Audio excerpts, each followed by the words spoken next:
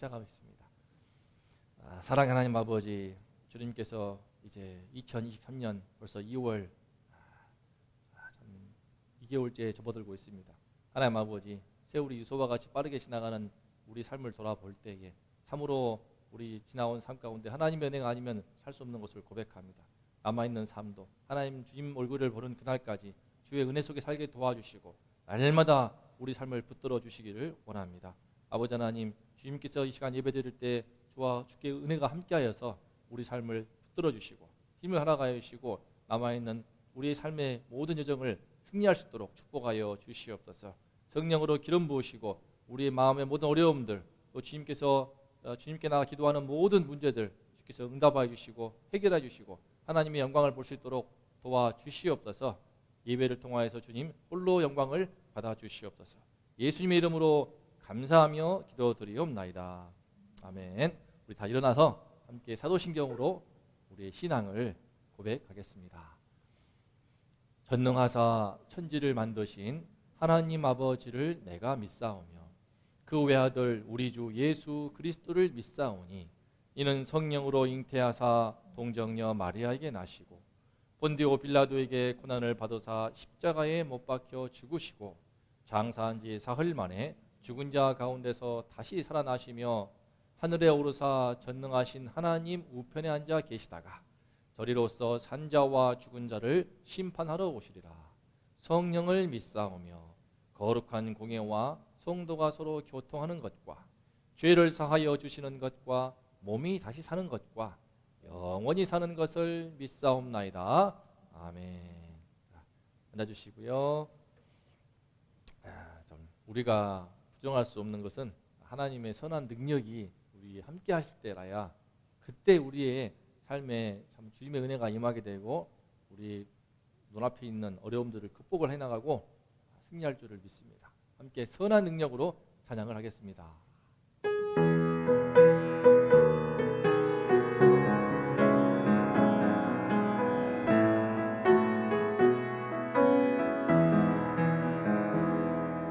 주 선한 능력으로 어르시네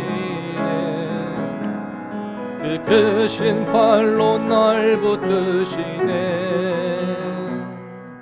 절망 속에도 흔들리지 않고 사랑하는 주 얼굴 구하리. 한 번 더 주 선한 능력으로 주 선한 능력으로 아르시네 그 크신 팔로 날 붙드시네. 우리 옆 사람을 한번 안아주시면서 절망 속에도 흔들리지 않고 사랑하는 주 얼굴 구하리. 선한 능력으로 일어서리 주만 의지하리 믿음으로 우리 고대한에 주 오실 그날 영광의 새날을 맞이하리. 이전에 괴로운 날 애워싸고 고난의 길을 걷는다 해도 주님께 모두 맡긴 우리 영혼 끝내 승리의 날을 맞으리. 선한 능력으로 주만 의지하리 믿음으로 우리 고대한에 주 오실 그날 영광의 새날을 맞이하리. 우리의 삶 속에서 주님의 선한 능력이 함께 하시다면 견디기 힘들 때가 참 많은 것 같습니다. 저희 부모님 문제도 그러했고요. 짧은 기간 이제 우리 이기는 교회 이 북소원 땅에서 새로운 교회를 개척하는 이 과정 속에서도 여러 풍파들을 또 경험하고 있습니다. 다양한 사람들을 마주하게 되고 얼마나 이렇게 사지가 멀쩡하지만 그냥 좀 구걸하면서 오는 사람들도 많은지 이 작은 교회에 무엇을 그렇게 먹을 게 있다고 이 사람 오고 저 사람 오고 다양한 어려움들을 겪지만 그 가운데서 더 주님을 더 의지하게 되고 그 가운데서 하나님의 은혜를 많이 경험하게 되고 그 가운데서 어느 때보다 저희 심령에는 하나님의 말씀을 많이 더 맛보게 되는 것 같습니다. 우리 이기는 길을 통하여서 함께 예배를 드리면서 우리 안에 주님의 은혜가 충만해져서 세상이 어떠하든 상황이 어떻게 되든 환경이 어떠하든 우리 안에 하나님의 선한 능력이 함께함으로 멋지게 이 땅을 질주하는 가운데 하나님이 주시는 놀라운 승리를, 그 기적을, 영광을 보시기를 축복합니다. 마지막 3절을 찬양합니다. 주님이 마신 고난의 쓴 잔을 우리도 감사하며 받으리. 주님이 남은 고난 채워가며 예수와 복음 위에 살리라. 한 번 더. 주님이 마신 고난의 쓴 잔을 우리도 감사하며 받으리. 주님의 남은 고난 채워가며 예수와 복음 위에 살리라. 선한 능력으로 일어서리. 주만 의지하리. 믿음으로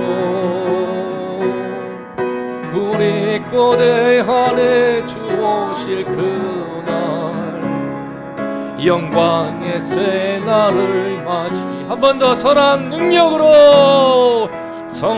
능력으로 일어서리. 주만 의지하리. 믿음으로 우리 고대 안에 주 오실 그날 영광의 새날을 마지막으로 선한 능력으로 일어서리. 주만 의지하리. 믿음으로 우리 고대 안에 주 오실 그날 영광의 새날을 맞이하리. 승리의 새날을 맞이하리. 승리의 새날을 맞이하리. 아멘. 우리가 예수를 믿게 될 때 하나님의 선하신 팔이 나와 함께 하시는 것을 느낄 수가 있게 되고 영적인 눈을 떠서 볼 수 있게 됩니다. 그래서 주님의 그 팔에 안길 때에 그 안에서 우리가 평안을 누리게 되고 그 안에서 새로운 힘을 얻는데, 이것이 단순한 관념이 아니고 단순한 마음의 위로가 아니고 주님이 실체가 있기 때문에, 하나님이 함께 하시기 때문에 우리 삶에 정말 바뀌게 되고 변화가 되고 능력의 역사가 있을 줄로 믿습니다. 자, 이를 기대하면서 다시 한번 이제 주의 친절한 팔에 안기세 함께 찬양하겠습니다. 자, 박수하면서 주의 친절한 팔에 안기세 우리 마음이 평안하리니 항상 기쁘고 복이 되겠네. 영원하신 팔에 한 번 더. 주의 친절한 팔에 안기세 우리 마음이 평안하리니 항상 기쁘고 복이 되겠네. 영원하신 팔에 안기세. 주의 팔에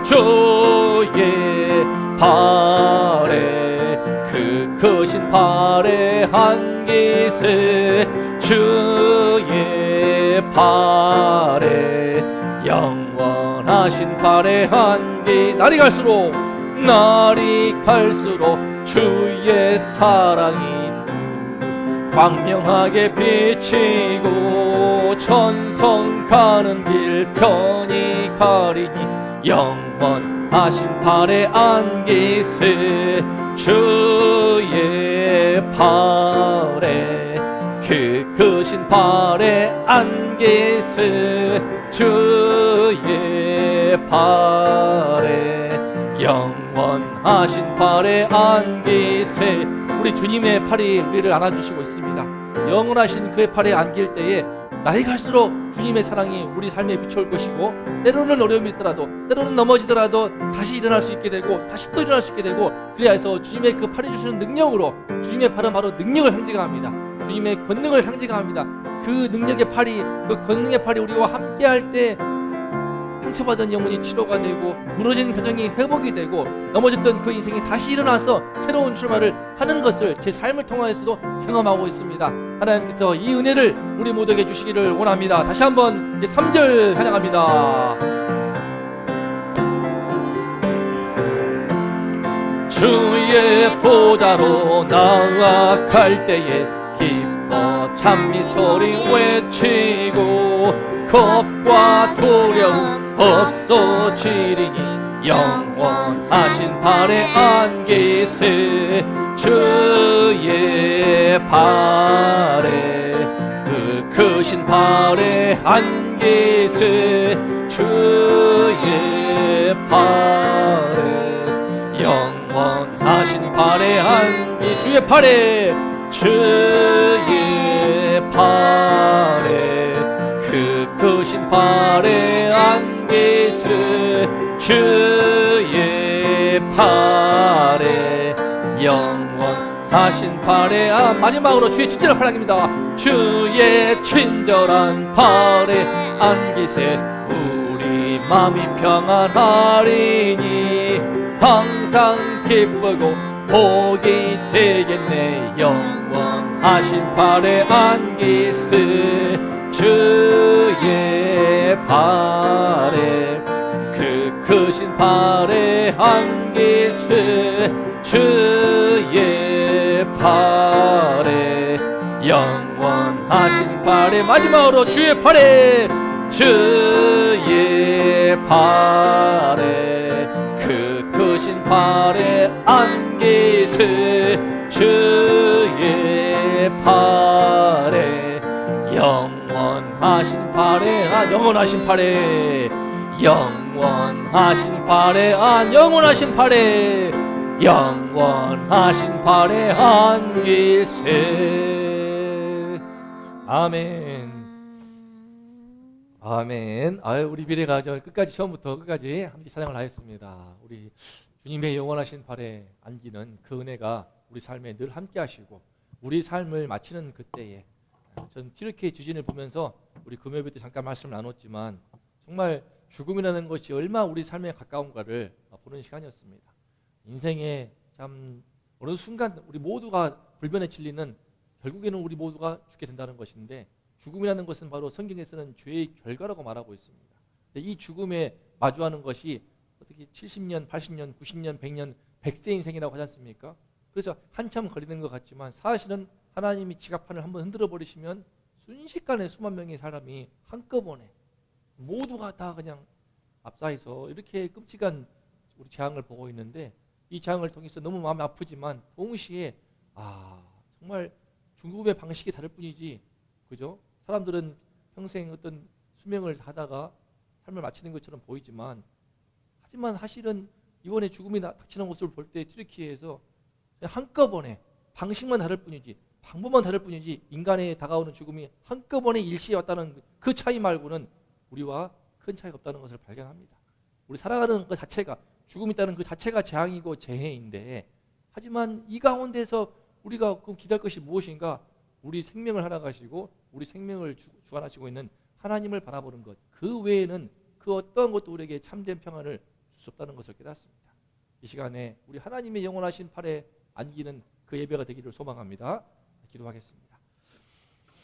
하나님 아버지, 주님의 영원하신 팔에 안기기를 소망합니다. 사람에게는 영혼이 있어서 죽음이 있다는 것을 느끼고 있습니다.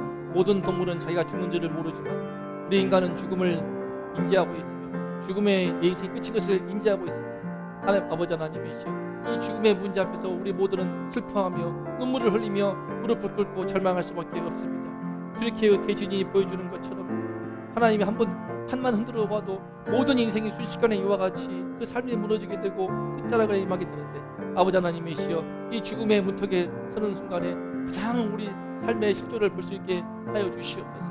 아버지 하나님이시여, 우리에게 그런 대지진이 재앙이 죄가 닥치지 않았더라도 주님이시여 우리 인생의 끝에 있는 그 죽음의 문턱에서 이 시간 하게 도와주시어서 우리 하나님을 바라보게 하여 주시옵소서. 영원하신 우리 하나님, 우리 인생의 삶을 주시고 온 땅을 창조하시고 주의 우리 삶의 숨결을 불어넣으셔서 하루하루를 기동하게 하시는 우리 생명의 주관자이신 하나님의 눈을 뜨게 도와주시고 영원하신 주님의 팔에 앉아서 당신이 예배하신 영원하신 그의 나라에 들어가기를 사모하오니 하나님이시여 함께하여 주시옵소서.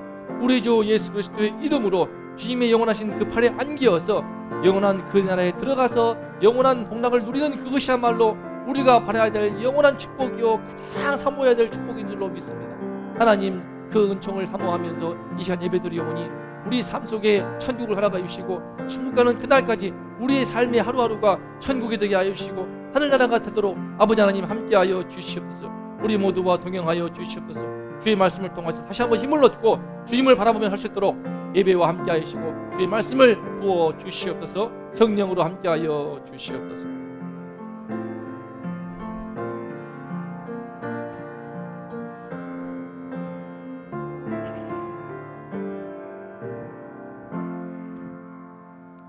이 모든 말씀 우리 주 예수 그리스도 이름으로 감사하며 기도드리옵나이다. 아멘. 아멘. 자, 우리 오늘 말씀 제목 한번 읽어보겠습니다. 자, 시작. 이것입니다. 고향 사람들이 왜 이럴까? 진짜 이거는 정말 아이러니한 문제입니다.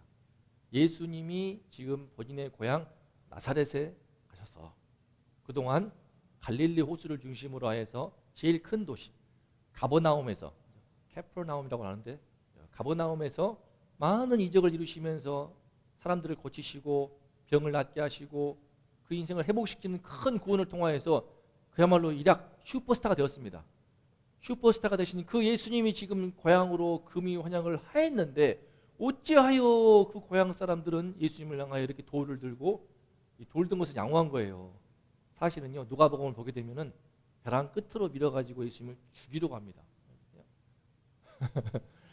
그 누구냐? 이분들이 바로 어렸을 때부터 이 나사렛에서 어린 시절부터 해서 예수의 어린 시절부터 평생 자라올 때까지 30살의 공생애를 시작했으니까 무려 거의 30여 년, 수십 년 동안 어린 시절부터 자라왔던 그 모습을 지켜보았던 뭐 이모님이에요. 저 동네 뭐 철수 아버지고요, 진욱이 어머니고요, 또 미래 뭐 이모님이고요. 뭐 이런 분들이 다 모여가지고 어린 시절 예수를 다 하는데 그 예수를 향하여서 너희 가면서 육두문자를 날리면서 돌을 던지고 죽이려고 하고 분노에 찾아서 이글거리는 이 모습을 보십시오. 이해가 안 가는 상황입니다. 이게 나중에 예루살렘에서 앞으로 2년 뒤에 예루살렘에서 예수님이 십자가에 못 박혀 죽임을 당하시는데 그 전에 이와 같이 황당한 일을 겪는 거예요. 아이러니하죠. 예루살렘에서 종교 지도자한테 주님께서 버림받아서 십자가에 못 박히는 그 사건을 이해할 수 있습니다. 자기들의 기득권을 위협하니까 자기들의 그 위치가 흔들리게 되고 예수의 명성이 자꾸 치솟았기 때문에 자기들의 밥그릇이 줄어드는 것 같으니까 그냥 정치적인 문제로 인해서 예수님을 로마에 팔아가지고 십자가에 잔인하게 사형틀에 못 박아 죽이지 않습니까? 그건 이해할 수 있어. 근데 어떻게 해서 함께 낳고 자랐던 고향 친구들, 형, 누나, 이모, 고모, 오빠, 뭐 또는 어르신들, 그들이 이렇게 예수를 향하여서 왜 이럴까요? 왜 이럴까요? 근데요, 이 모습이요, 우리의 모습일 수 있습니다. 이 모습이요, 교회를 다니거나 안 다니거나, 교회 안에서도 이럴 수가 있고요, 교회 밖에서도 이럴 수가 있어요. 이게 진짜 아이러니한 겁니다. 오늘 함께 이 말씀을 통하여서 우리가 우리의 신앙을 돌아보기도 하고, 혹시라도 우리가 이런 돌팔매질을 당하거나 정말 이해하기 힘든 어처구니 없는 어려움을 당할 때에도 오늘 말씀을 통하여서 위로가 되시고 또 방향을 될 수 있기를 기도합니다. 자, 우리 오늘 말씀 함께 봉독하기 전에 우리 신이죠? 신이가 말씀을 봉독하겠습니다. 시작. 예수께서 거기를 떠나사 고향으로 가시니 제자들도 따르니라. 안식일이 되어 회당에서 가르치시니 많은 사람이 듣고 놀라 이르되 이 사람이 어디서 이런 것을 얻었느냐? 이 사람이 받은 지혜와 그 손으로 이루어지는 이런 권능이 어찌 됨이냐? 이 사람이 마리아의 아들 목수가 아니냐? 야고보와 요셉과 유다와 시몬의 형제가 아니냐? 그 누이들이 우리와 함께 여기 있지 아니하냐 하고 예수를 배척한지라. 예수께서 그들에게 이르시되 선지자가 자기 고향과 자기 친척과 자기 집 외에서는 존경을 받지 못함이 없느니라. 거기서는 아무 권능도 행하실 수 없어 다만 소수의 병자에게 안수하여 고치실 뿐이었고 그들이 믿지 않음을 이상히 여기셨더라. 이에 모든 촌에 두루 다니시며 가르치시더라. 아멘. 네. 우리 4절 말씀 읽어보겠습니다. 4절 말씀 시작. 예수께서 예수께서 그들에게 이르시되 선지자가 자기 고향과 자기 친척과 자기 집 외에서는 존경을 받지 못함이 없느니라. 아이고 얼마나 아이러니합니까? 선지자가 지금 예수님이 선지자가 되어서 돌아왔습니다. 물론 예수님은 선지자 그 이상이지 않습니까? 하나뿐인 선지자요 그리스도로서 우리 온 인류가 당면하고 있는 죽음의 문제, 죄의 문제를 근본적으로 치유하기 위해서 오신 분이 바로 그리스도로 오신 구원자 예수님인데 그걸 아직 모른다 하더라도 선지자로서 왔다 하더라도요 이미 구약시대에도 수많은 선지자들이 자기 고향에서는 인정 못 받습니다. 자기 친척은 인정 못 받습니다. 자기 집, 자기 형, 동생, 언니, 누나, 오빠한테는 인정 못 받는 겁니다. 존경을 받지 못함이 없느니라. 다른 데서는 온 천지에서 유대에서 갈릴리에서 사마리아에서 사방에서 이두메에서 다 몰려오는데 자기 집에서 또 아이러니한 것은 자기 친척들, 자기 고향은 존경하는 법이 없더라. 왜 그럴까요? 왜 그럴까요? 함께 보겠습니다.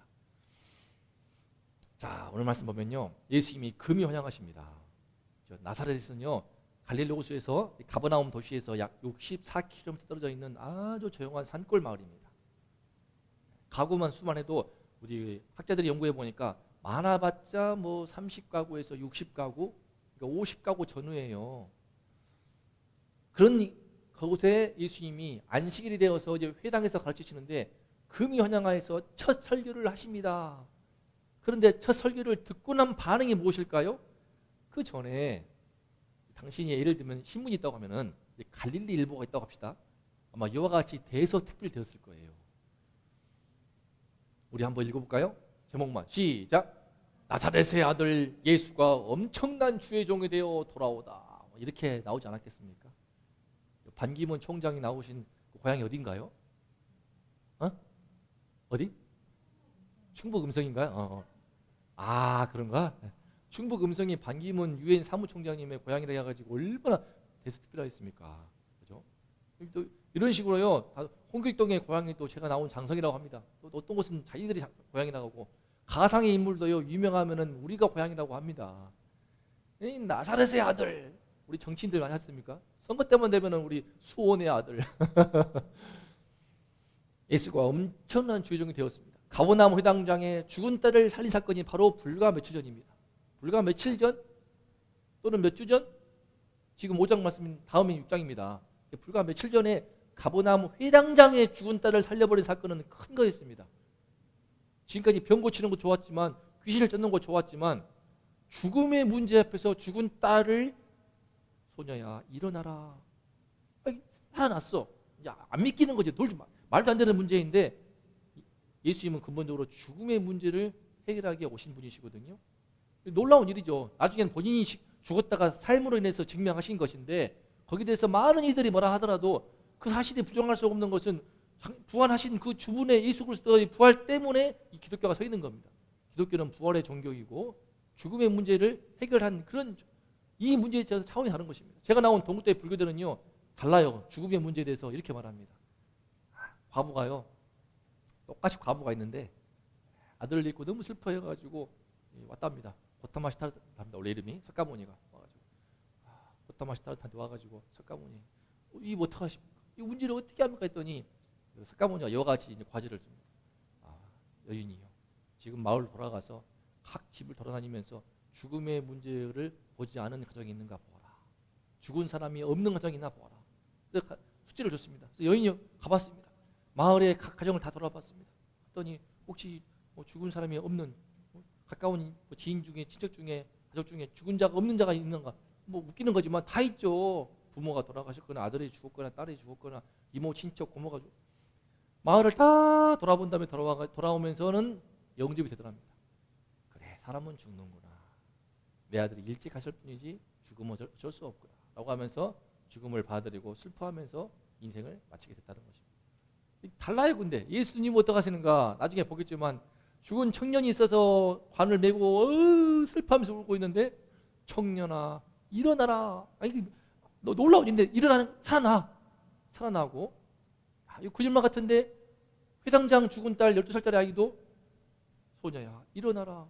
얼마나 기가 막히겠습니까? 그 장면을 보게 되면은 옷을 만지니까 혈루증 연이 나왔습니다.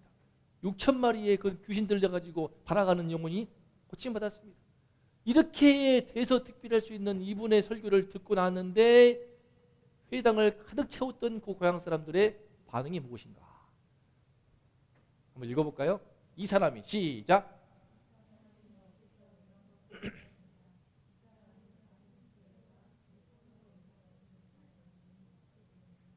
좀 애매하죠, 그죠?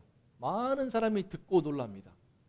예수님의 첫 번 설교를 듣고 나더니 되게 놀랍니다. 근데 그러면서 반응이 무엇이냐면요, 이상하죠. 이 사람이 지혜와 권능을 인정하는데 이 사람이 또 이 사람이 그러면서 뭡니까? 마리아의 아들. 이거 되게 무리한 겁니다. 유대 사회에서는요, 남편을 말합니다. 아버지를 말하는 거예요. 요셉의 아들이라고 해야 되는데 무슨 말입니까? 남편 죽었어. 아버지 죽은 거예요. 죽은 과부 아들 주제에 이거 마리아의 아들. 또 목수가 왜 나와? 지금 목수 안 하는데 지금 선지자로서 지금 예수님이 슈퍼스타인데 목수가 아니야. 또 그다음 뭡니까?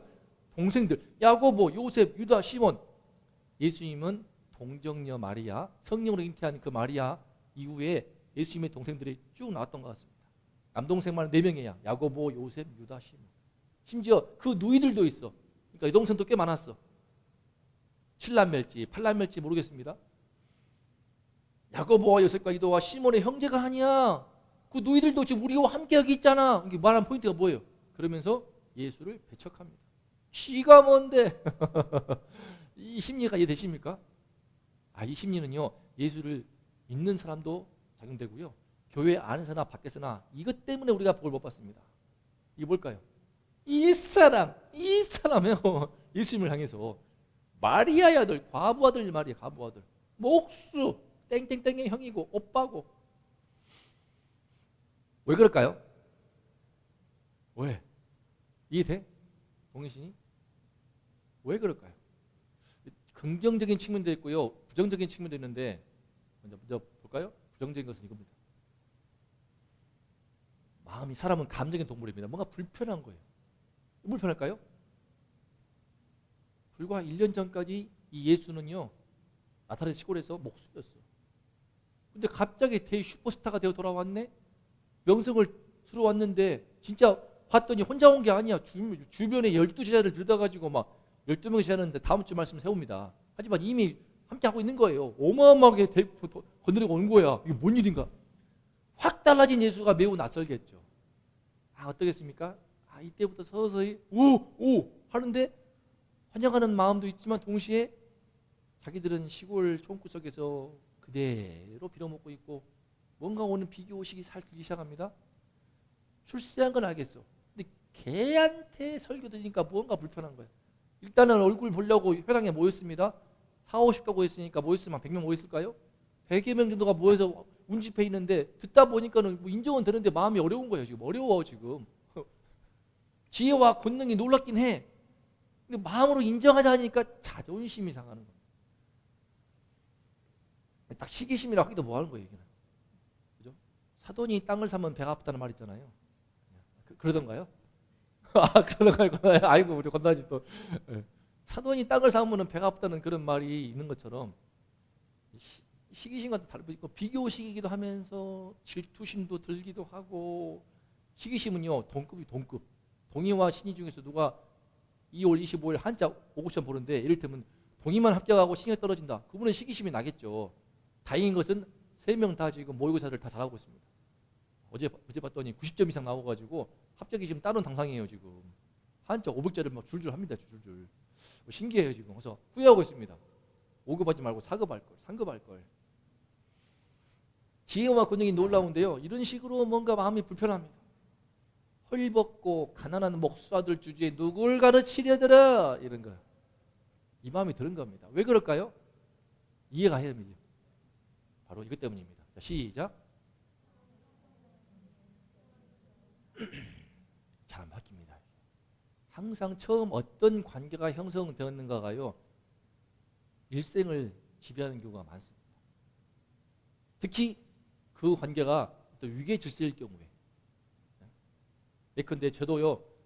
제가 대학교 1학년 때 이제 회개하고 하나님을 믿고 대학교 2학년 1996년 1월 달에 세례 받았는데 그때부터 술을 끊었습니다. 담배도 1년 동안 피던 거 끊었어요. 그러다가 제 중마 고들이 있었습니다. 김상기, 이창훈 있었거든요. 정말 중학교 중3 때 충격이니까 중3, 고1, 고2, 고3 고등학교가 달랐지만 늘 만났습니다. 정말 중마고였고 친했는데요. 이제 아이러니한 것은 보고 싶기도 해요. 한 번씩. 근데 지금 헤어진 지가 벌써 20년이 넘었잖아요. 참 안타까운 게 그렇게 중마고였는데 제가 서울로 대학 오니까 그래도 동국대학교라고 해가지고 서울로 대학 오니까 좀 뭔가 전 몰랐어요. 저희 서울 하숙집에 놀러와서 같이 좀 술 마시고 노는데 당시에 그러면서 언뜻 지나가는 말을 하더라고요. 야 너는 뭐 대학 서울도 왔으니까 그러면서 묘한 게 서울 사는 사람은 모르지만요. 지방에서는 괜히 서울에 대한 뭔가 있더라고요. 이게 묘한 게 있습니다. 동시에 제가 예수를 믿어버리니까 그 다음부터는요. 안 만나졌습니다. 술을 안 마시고 끊고 애들을 전도하기 시작하니까 안 되더라고요. 그러면서 싫어하기도 하고 되게 부담스러워하더니 그때부터 관계가 끊어졌어요. 우리 엄마도 지금도 알고 있습니다. 야 상기 창훈이 잘 안 만나냐 뭐. 처음 형성된 관계가는요 진짜 잘 안 바뀝니다. 이를테면 예컨대 제 뭐 선배 목사님이죠. 지금은 제가 전에 사역지에서 함께했던 목사님이 그때는 목사님이고 저는 전도사였습니다. 전도사. 근데 그분이 제가 교회 개척하고 하니까 나중에 부흥하면요 제가 부목사로 들어갈게요 그러더라고요. 제가 말로만 아이고 감사합니다 했지만 그게 안 되는 거 알고 있습니다. 저희 선배였고 신학대학원 선배였죠. 교회 전에 사역지의 선배였죠. 그분은 목사였고 나는 전도사였고 내가 비록 나이는 더 많았습니다. 많았지만 이런 관계는요 쉽지 않은 겁니다. 처음 관계가 참 이게 힘든 거예요. 처음에 전도사로 만났으면요 제가 이를테면 뭐 담임 목사가 되어도요 친구 같은 거예요 그냥. 그러면서 뭔가 불편할 수 있는 것입니다. 이런 거 인간관계도 그렇죠. 인간관계도 초반에 어떻게 보면은 갑을 관계로 만났습니다. 내가 을로가 만났어. 그 사람이 갑이었습니다. 사업을 하든 뭐 군대이든 직장이든 나중에요 뭐 은퇴하거나 어떻게 보면 세월이 흐른 다음에 만났을 때요 똑같이 불러요. 사회적 위치가 달라졌어도 나를 향해 말을 놓습니다. 예를 들면 저도 참 이런 부분이 참 제 친구 목사도 있는데 정말 훌륭한 분입니다. 강도사 시험을 전국 1등 했어요. 똑똑한 친구고 연봉을 2억 받던 친구거든요. 자, 지난번 설교 때 말씀드린 펀드 매니저 했던 애인데 본인의 모교회에서 사역을 못 하겠더래요. 왜냐하면은 모교회에서 30대 후반까지 중반까지 직장인 살아오다가 지금은 목사가 되었습니다. 그러면은 그 형도 뭐 형이 있을 거 아닙니까? 형이 있고 근데 또 야 이를테면 이런 말하면 좀 그러니까 이를테면 뭐 땡땡 야 동이야 했는데 갑자기 목사님 쉽지 않은 거예요 이게. 반대로 목사 됐네? 이 김 목사 이렇게 되는 거예요. 제가 목회자가 되고도 한참 지나서요 제 선배들도 많이 그랬습니다. 성범아 목사지 이러면 안 되는데 이렇게 되는 거예요 이게 사람이.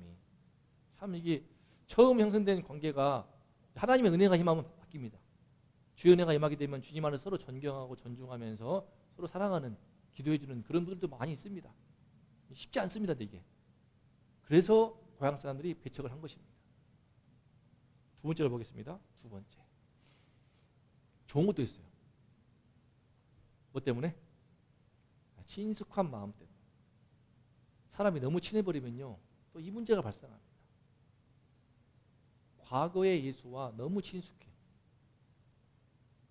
그래서 현재의 예수를 못 보는 겁니다.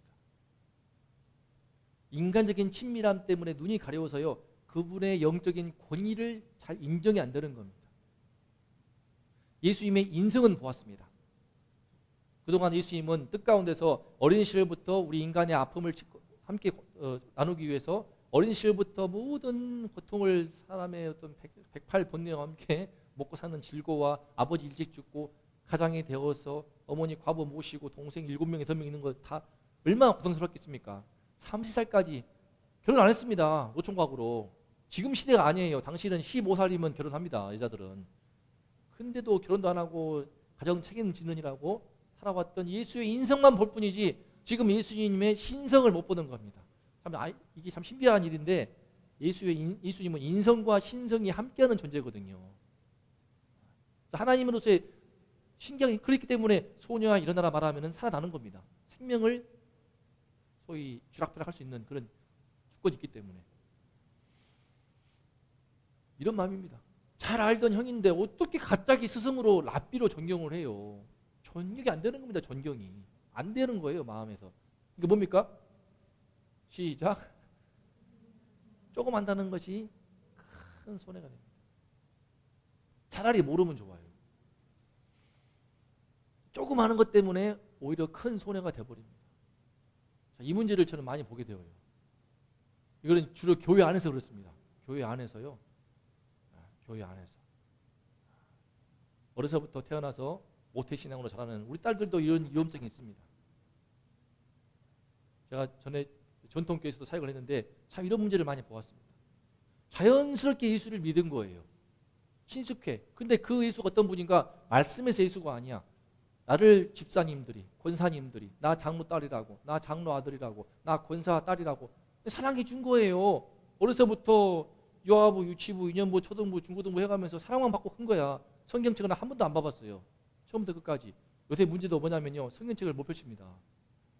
책을 잘 안 읽기 때문에 본인 성경도 별로 없어요. 거의 다. 참 안타까운 일이더라고요. 제가 설교는 이렇게 화면으로 하지만 책을 항상 봐야 되거든요. 얘들도 항상 매일 봅니다. 성경을. 가까이 하고 있는데 성경 읽기를 하고 있고 매일 못 하더라도 성경책을 다 있잖아요. 갖고 있잖아요. 근데 본인 성경이 없습니다. 다.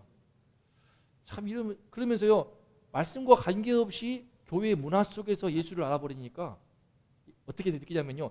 예수님은 나를 사랑해. 맞는 말인데 보응을 하네요. 보응을 심하게 말하면. 예수님은 나를 사랑해. 그래서 내가 마음대로 살다가 내가 어려울 때 찾아가지고 예수님 도와주세요. 그러면 도와주시는 분. 맞습니까? 그죠? 도와주시긴 하겠지만 그런 분인 거예요. 마치 예수님은 과원 할아버지처럼 우리 이경희 집사님께서도 얼마나 그죠? 손자 손녀 오면 얼마나 예뻐하시겠습니까? 근데 그런 예수님이 근데 묻지도 따지도 않고 예뻐해 주는 우리 장모님, 그죠? 손녀들 보면은 묻지도 따지도 않고 예뻐해 주시고 다 감당해 주시거든요.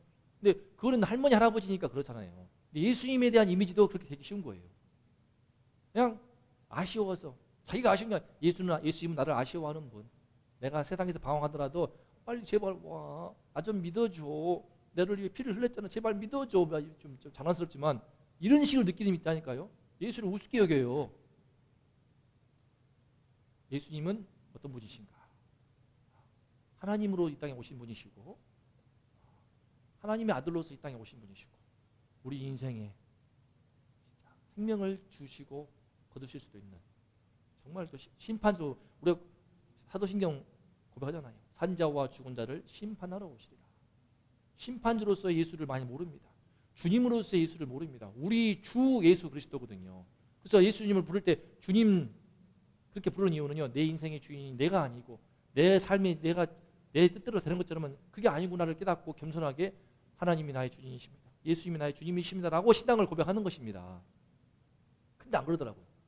너무 친숙해가지고 예수님이 주님이 아니야. 예수님이 친구야 친구. 예수님이 친구라는 말도 되게 좀 어색합니다. 사실은. 아주 만만하게 보는 거 있거든요. 예수님은 나의 친구야. 그래서 심지어 어떤 목사는요. 하나님 내 말 안 들으면 내가 가만 안 둬. 그런 표현도요. 사실은 그 교회 풍토에서 자라온 사람일 경우에 할 수 있는 말입니다. 하나님 우스운 거예요. 친구처럼. 근데 뭐 굳이 뭐 그런 이상한 목사들 말고라도 모태신앙으로 자라온 착한 아이들도 그런 측면이 있어서 큰 손해가 됩니다. 예수를 알긴 알아. 조금만 알고 있는데 말씀도 몰라요. 잘. 말씀을 직접 보지 않고 전해 들은 말씀으로 선생님들, 교회 문화 속에서 많이 들었기 때문에 큰 손해입니다. 본인이 예수가 없어요. 그러다가 나이 먹다가 어느 순간 본인이 부모님이 장로고 권사기 때문에 자기가 안수집사가 되고 자기도 또 장로가 되고 그래 버리면 얼마나 곤란하겠습니까? 이 친숙함이요 상당히 우리 영적인 눈을 가려웁니다. 이 문제 앞에서 우리가 확인을 해봐야겠죠. 마지막 세 번째입니다. 또 약간 부정적인 건데요. 시작. 이것도 진짜 제일 무서운 겁니다. 이게 그릇된 편견이 제일 무섭습니다. 뭡니까? 과거의 예수에 대한 편견이 있는 겁니다. 현재 예수가 안 보여. 나사렛 목수였어. 과부 아들이야. 사생아야. 이것도 있습니다. 예수님이요 정혼 관계일 때, 약혼 관계일 때 마리아 배가 불렀잖아요. 동네 어르신들은 아는 거예요. 하고 전현이 분명히 어디서 했을지도 모르는데 목수 요셉이 착해가지고 거두어 준 거야라고 삐딱하게 보는 할머니 할아버지도 분명히 있을 거란 말이에요. 그래서 사생아라고 하는 늘 그 꼬리표가 있었습니다. 가난뱅이야. 남편 죽고 얼마나 힘들었겠습니까? 그런 선입견 때문에 예수님의 실체나 진가를 깨닫지 못하는 것입니다. 심지어 12명의 제자들도 지금은 예수님과 함께하는 그 12명 제자들도요. 처음에는요. 나사렛에서 무슨 선한 것이 나겠느냐라고 하면서 되게 무시했습니다.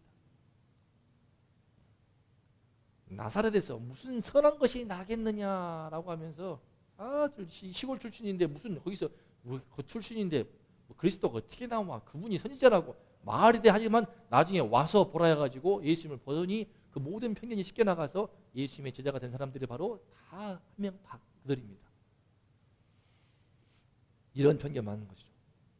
시골 출신이고 공부도 안 했으면서 신학은 제대로 했어. 근데 뭘 배웠다고 랍비질이야. 이게 되는 겁니다. 뭘 배웠다고 선생질이고 뭘 배웠다고 선지자 노릇을 하는 거야.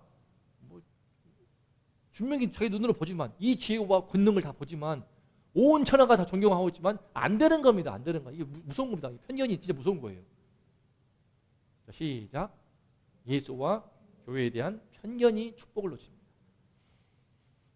이것 때문에 얼마나 많은 복을 잃어버리는지요. 사실은 우리나라가 가장 큰 복을 받은 나라가 된 이유가 무엇입니까? 일제시대. 그때 제일 기독교가 부흥하게 되면서 6.25 때 미국에서 당시만 해도 미국은요 기독교 국가입니다. 지금 많이 바뀌었지만 그리고 와서 원조를 해주고 거저로 무상으로 원조해주고 선교사들이 와가지고 지금 보세요. 연세대학교 다 이화여대 전부 다 선교사가 세운 대학 아닙니까? 심지어 독립선언문 33인 중에 독립선언문도요. 제가 나온 동국대학교 만에 한 명은 불교 빼고요. 거의 절반 이상이 바로 다 기독교인들이었습니다. 하나님을 믿는 사람들이 정말 사명감을 가지고 우리 민족의 독립을 위해서 투쟁했거든요. 그렇기 때문에 우리나라가 받아들임으로 인해서 선교사를 받아들이고 제사를 안 지내는 것 때문에 많은 문제가 있었다고 하지만 그들의 삶이 너무나 거룩하고 정말 훌륭하기 때문에 인정이 되어서 와서 본 다음에 교회로 와서 70년대 80년대 얼마나 교회가 부흥하였습니까? 우리나라의 민족 경제 발전은요 교회의 부흥과도 많이 닿아 있습니다. 나중에 타락하게 되면서 교회가 탐욕으로 잡히게 되고 천민 자본주의화 되어서 많이 가라앉고 있지만 예수와 교회를 받아들임으로 인하여서 얼마나 축복이 임했는지 모릅니다. 근데 반대로 지금은요 바뀌고 있어요. 예수 서양 종교 서양 놈들 교회 예수 팔아가지고 돈 버는 것들 목사는 또 먹사라 그래요. 먹사래 먹사. 먹기는 뭘 먹어 잘 먹어. 다 뒷구멍 돈 먹는다 그러고 그럴 만한 추태를 많이 부리긴 했죠. 그것이 언론으로 많이 보도화되면서 하는데 사실은요 현재 지금 큰 대형교회 일부 이야기들이지 교회가 총 지금 6만여가 있다고 보는데 그 중에서 4, 5만 개 일부 10% 20%를 제외하고는요 다들 어렵습니다. 절반 이하가 없습니다. 주일학교가. 근데도 교회 언론 이미지 때문에 편견이요 축복을 놓치는 겁니다. 저는 안타까운 것이 우리 전에 사역지에서도 경험한 것이지만 교회에 왔던 젊은 엄마 아빠들이 참 복이 많더라고요. 교회 공동체 안에 있는 많은 아이들이 서로 교제하면서 서로 배우는 게 큽니다. 돈도 많이 아껴요. 옷도 서로 나누고요. 서로 정보도 교환하게 되면서 아이들이 잘 큽니다. 되게 교회 안에서 전반적으로 보호를 받고 또 뭐 음란물 같은 거 보지 않고 스마트폰 중독 안 되고요. 서로 건강하게 교제하면서 잘 자라가는 것을 볼 수 있습니다. 교회에서 주는 그 공동체의 축복이 정말 커요. 근데 그걸 놓치더라고 젊은 부모들이. 본인 집에서 하나 둘 낳고 그것만 이뻐하니까 돈도 다 들어갑니다. 유모차 한 번 쓰고 버릴 건데 유모차, 애기, 옷, 온갖 다 물려받으면 되는 거거든요. 서로 나누면서. 그게 안 되는 거예요. 서로 간에 철벽을 치고 있으니까 자기 돈 다 들어가고 다 돈 쓰고 있고 학원도 안 보낼 필요가 없어요. 저희도 아이 셋을 낳고 키우다 보니까 알아서 지금 한자 자격증 딸 거거든요. 지금 뭐 보면 그냥 신기하더라고. 알아서 공부하고 알아서 수학하고 방학 동안인데요. 공부 얼마나 열심히 했는지 몰라요. 내버려 두고 있는데 영어도 알아서 하고 수학도 알아서 하고 한자도 알아서 하고 성경 읽기도 알아서 하고 이런 참 신기해. 초반에만 잡아주니까 잡힌 거예요. 습관이. 3시간 4시간 집중하는 것이 어렵지 않더라고 애들이. 이런 아이들과 함께해서 친구들이 와가지고 데려라 했거든요. 함께 공부할 만한 친구들 와서 그러면 얼마나 좋겠습니까? 학원비도 아껴, 수품성도 좋아져, 사회성도 좋아져. 어르신들도 마찬가지입니다. 어르신들도요 지금 그 경로당 말고는요 할 데가 없는 거예요. 저도 용산에 보니까 근데 용산에 제가 있을 때 그 교회에서 많은 어르신들이 함께 하시거든요. 너무 좋아 보이더라고요. 함께 만나기도 하고 차도 마시고 같이 또 봉사활동도 하시고 이번 주는 거기 가시더라고요. 필리핀 가십니다. 필리핀에 어떤 또 행사가 있어가지고 어르신들 몇 분 가시더라고요. 참 우리 엄마도 그럴만 하더라고. 나이 들어서 심지어 장례까지 치러주고 얼마나 은혜롭게 예배드리면서 생각해보면요. 교회로 인해서 축복이 참으로 큰데 편견에 막혀가지고 복을 놓치는 게 너무나 많습니다. 보세요. 이 마을 주민들도 예수를 배척해버리니까요. 아무 권능도 행할 수가 없습니다. 아무 권능도 행하지 못해요. 다만 그들의 불신 때문에 냉랭한 분위기 때문에 아무 권능도 행하실 수 없더라. 예수를 하더라도요. 분위기가요. 정말 딱 침체되고 딱 팔짱 끼고 한번 그래, 설교 한번 해봐라. 그래. 한번 들어보자 한번. 이런 경우 많거든요. 저도 진짜 안타깝더라고. 한 집사님 있었는데 맨날 이러고 있어. 우리 한 여학생도요. 중고등부 때 그 팔짱을 푸는데 한 2년 걸렸습니다. 2년 걸렸습니다. 나중엔 풀더라고요. 내가 자꾸 불쌍하니까. 앞에서 그냥 별의별 광대짓을 하면서 말씀 가르치려고 하니까 팔짱을 풀고 나중에는 스마트폰을 놓고 보더라고요. 하지만 이런 분위기 힘든 겁니다. 그런 분위기와 싸우느라고 지금도 중고등부 사역하는 사람들이 얼마나 힘든지 모릅니다. 아무 권능을 행할 수가 없어요. 소수의 병자들만 고칠 뿐입니다. 조금만 마음을 열고 조금만 더 믿음의 눈으로 바라봤다면요 하나님의 능력과 축복이 쏟아지면서 엄청난 기적을 경험했을 텐데 안 되는 거예요. 안 되는 거예요. 안 되는 겁니다. 자, 지금까지 봤던 것처럼 혹시 우리 딸들도 마찬가지고 나도 예수님을 배척하고 있지 않는가. 이 배척하는 고향 사람들이 우리의 모습일 수 있다는 겁니다. 자, 맞는 말입니다. 자기도 모르게 예수를 배척하지 않으려면요 우리가 3가지를 주의하겠습니다. 첫 번째, 시작. 내가 아는 예수님이죠. 지금 내가 아는 예수님, 내가 아는 어떻게 보면 교회, 과연 진짜인가 한번 확인을 해봐야 됩니다. 과거의 예수에 갇혀가지고 신앙이 자라지 않거나 과거에 내가 아는 예수에 대한 이미지 때문에 신앙을 못 갖거나 그런 경우가 참으로 많은 것입니다. 이런 오해가 있습니다. 인생의 주인은 나, 예수는 의지가 약한 사람들이 믿는다? 제가 의지가 얼마나 강한데요. 오죽 강하면은 제가 그냥 저를 전도하려고 했던 전도사들 제가 얼마나 우습겠는데.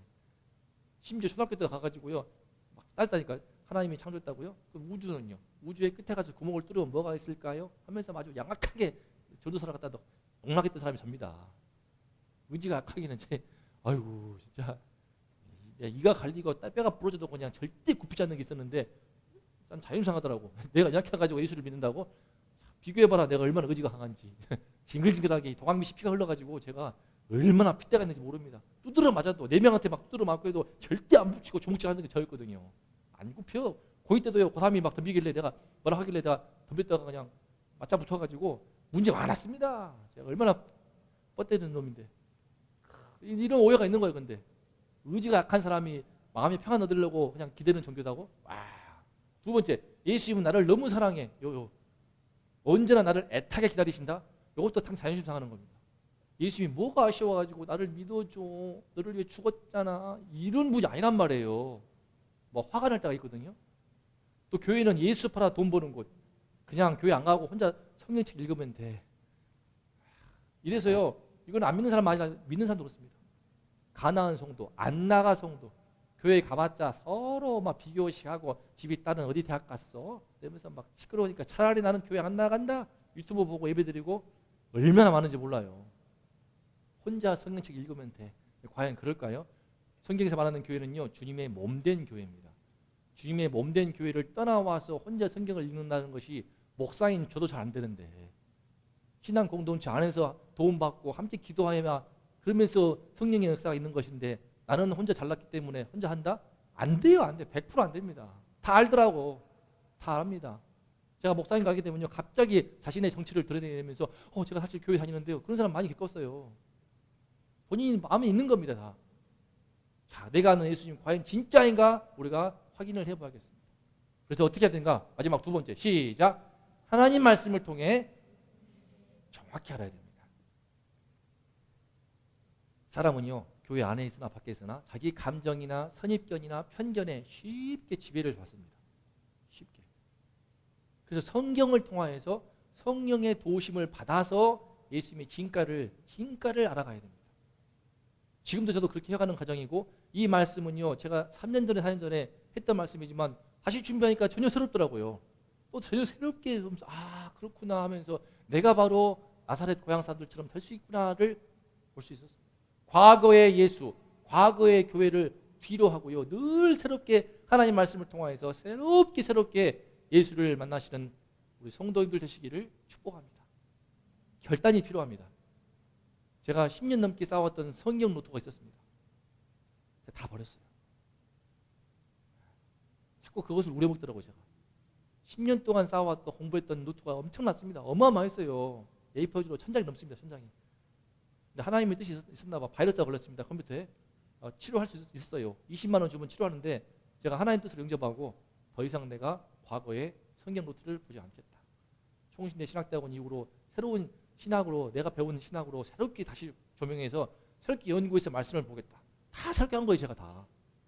기존의 토양에서 발판을 두고 있지만 다 새롭게 연구하고 배우고 말씀 받아가지고 설교하고 있는 겁니다. 저로서는 큰 결단이었어요. 이렇게 말하기 뭐하지만요. 많은 우리 목사들 또는 뭐 사역자들 보면요. 그동안 해왔던 거 계속해서 그대로 하기 쉽거든요. 근데 그대로 하지 않고 새롭게 바꿔간다는 것이 쉽지 않은 일입니다. 쉽지 않아요. 쉽지 않아.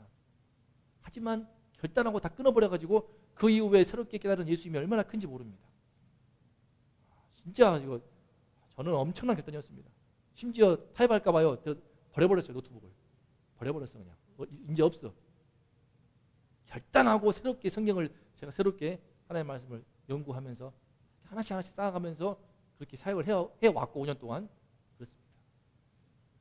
마찬가지로 우리 성도님들 모두가 다 과거의 예수, 과거의 교회에 대한 그런 이미지가 좋건 나쁘건 그런 걸 다 뒤로하고 이제는 하나님 말씀 자체를 보고 성경 말씀을 통하여서 주의 말씀을 통하여서 새롭게 정확하게 예수를 알아감으로 인해서 주님의 진가를 알아가고 주님이 주시는 축복과 은혜를 다 온전히 누리는 우리 성도님들 되시기를 축복합니다.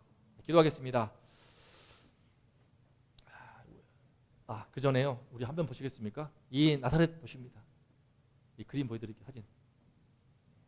우리 교수님이 찍어온 사진인데요.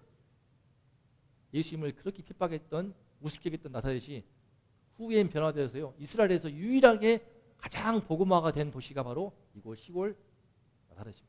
주민의 70% 정도가 교회를 다닌다고 합니다. 신기하죠. 유대 교인, 유대 이스라엘 사회에서도 나사렛 이곳이 제일로 복음화율이 높은 곳이라고 해요. 왜 그랬을까요? 우리도 이와 같이 과거에는 어떠할지언정 지금은 하나님의 말씀이 빛처럼 빛나고 있는 이 나사렛처럼 우리 북수원에도 이 나라와 이 민족에도 이 은혜가 임하기를 소망합니다. 기도합니다. 하나님 아버지 감사합니다. 주님, 나사렛 고향 사람들이 주님을 맞이하면서 환영하면서 큰 축복을 받을 수 있었지만 그 마음에 불편한 그 감정 때문에 자존심 때문에 그 알량한 자존심, 그 알량한 질투심, 그 알량한 비교의식 때문에 예수를 멀리하였습니다. 그동안 우리 시험도 보았던 그 예수에 대한 진실한 마음 때문에 그 인간적인 친함 때문에 예수님의 영적인 권위를 인정하지 못하고 끝까지 멀리하고 존경하기보다는 가까이 하면서 때로는 은근히 무시하면서 편견에 잡혀서 그 모든 축복을 다 잃어버리고 말았습니다. 하나님이시여, 교회 안에 있으나 밖에 있으나 우리가 이처럼 과거의 예수에 묶여서 과거의 교회에 대한 이미지에 묶여서 주님의 주시는 진정한 축복을 얼마나 놓치고 있는지 모르겠습니다. 하나님 아버지, 예수님은 우리와 함께 하십니다. 예수님은 참으로 부활이요 생명이시고 그분의 삶에 우리 내 마음에 영접할 때에 내 삶에 진정한 권능이 역사할 줄로 믿습니다.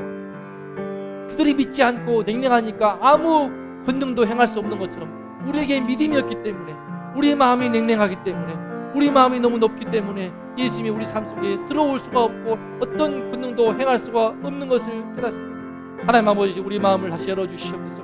겸손하게 겸허하게 이제 진지한 마음으로 주님의 말씀을 통하여서 예수님이 어떤 분이신가를 정확하게 하나씩 하나씩 알아갈 수 있게 하여 주시옵소서. 예수님이 왜 이 땅에 오셨는지, 왜 당신은 사역을 하시다가 왜 이 땅의 죄의 문제를 해결하기 위해 그토록 애를 썼는지, 왜 죽었다가 다시 살아야만 했는지, 왜 예수 그리스도는 지금 오늘 이 세상 속에서 이 비참한 현실 속에서 아무런 역할도 못하는 것처럼 보이는지 하나씩 하나씩 말씀을 통하여서, 주의 말씀을 통하여서 우리 눈을 뜨게 도와주시어서 성령께서 우리 눈을 밝혀주시어서 예수를 정확하게 알게 하여 주시옵소서. 하나님의 아들로 오신 이 땅의 예수님의 그 은혜와 축복을 우리가 다 알 수 있도록 그분의 진가를, 그분의 가치를, 그분의 진짜 정체를 볼 수 있도록 우리의 눈의 모든 비늘을 벗겨주시고 예수님을 더욱더 깊이 알 수 있도록 하나님 함께하여 주시옵소서. 우리 이기는 교회 함께하셔서 하나님의 성령 역사하셔서 주의 말씀을 통하여서 모든 비늘이 벗겨지며 예수를 늘 새롭게 만나게 도와주시어서 예수님으로 말미암는 그 은혜와 놀라운 그 권능을 날마다 경험하는 우리 모든 성도님 될 수 있도록 함께하여 주시옵소서. 주여, 주님의 권능을 간절히 간구하오니 주님이시여 아파하시는 분이 있습니다. 주님이시여 삶이 어려운 분이 있습니다. 돌보아 주시옵소서. 주님의 권능으로 사업의 흥통함을 주시옵고, 주님의 권능으로 가정의 경제의 필요를 채워주시옵고, 주님의 권능으로 육신의 크고 작은 질병들도 치유하여 주시옵소서. 무엇보다 주님의 권능으로 내 삶의 모든 어두운 그림자가 떠나게 도와주시어서 삶의 진정한 평안을 맛보게 도와주시고, 우울증의 치료가 되고 마음의 병의 치료가 되고 한 가정에 참된 평화가 임하게 되고 회복되고 이 나라와 민족이 구원받는 그 은혜가 예수와 복음을 영접함으로 일어날 줄을 믿사오니 하나님이시여 우리 마음을 열어 주시옵소서. 변화가 되어서 이제는 이스라엘 땅에서 그 어떤 도시보다 복음화율이 높으며 예수의 이름을 부르고 찬양하고 주님을 영광을 돌리는 이 나사렛 고향과 같이 나사렛 그 시민들처럼 우리 마음에 이 은혜를 허락하여 주시옵소서. 이 북스러운 땅이 변화가 된 새로운 주님의 고향 되게 도와주시고 이 나라와 이 민족이 예수의 복음을 들어와서 이 비참한 땅 민족이 전장에 폐허가 됐던 이 나라 이 민족이 부흥하여 이와 같은 경제 대국을 이루었지만 이제는 영원히 비폐하여서 서로 갈라치고 비난과 정죄가 일삼는 이 끔찍한 땅이 되고는 이 땅 속에서 다시 한번 주님의 복음이 들어와서 서로 이해하고 서로 용서하고 서로 사랑하면서 하나님의 나라로 설 수 있도록 아버지 하나님 함께하여 주시옵소서. 이 은총을 허락하시고 이 놀라운 은총의 역사를 우리 이기는 교회를 사용하여 이루어 주시옵소서.